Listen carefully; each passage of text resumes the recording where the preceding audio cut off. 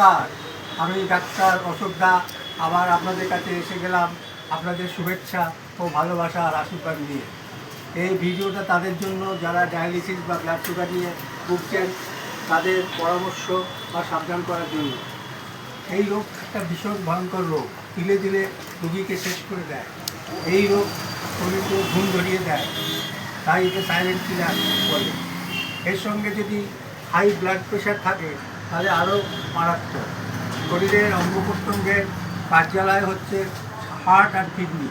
শর্করা মিশ্রিত রক্ত পরিবহনকালে হার্ট এবং কিডনিতে গ্লুকোজের একটা সেডিমেন্টেশন করে, তার জন্য ক্রিয়েটিনিনটা বেড়ে যায়, ফলে ব্লাড ইউরিয়াও বাড়তে পারে এবং কন্ট্রোল করতে না পারলে কিডনি ড্যামেজ হবে।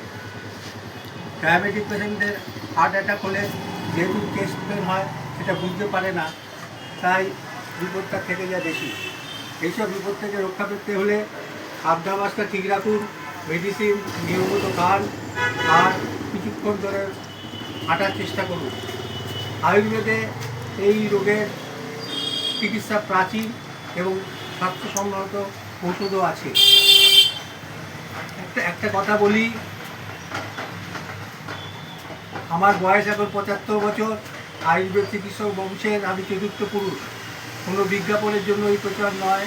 যদি আপনাদের কোনো উপকারে আসতে পারি, সেই জন্য পরামর্শ দিতে পারি, সেই সুযোগ যদি থাকে তাহলে আপনারা আমার কাছে পরামর্শ করতে পারেন। আমার মোবাইল নাম্বারটা আগেই বলেছি, 9836205191। আমি 2 থেকে 8টার মধ্যে আবার পাবেন।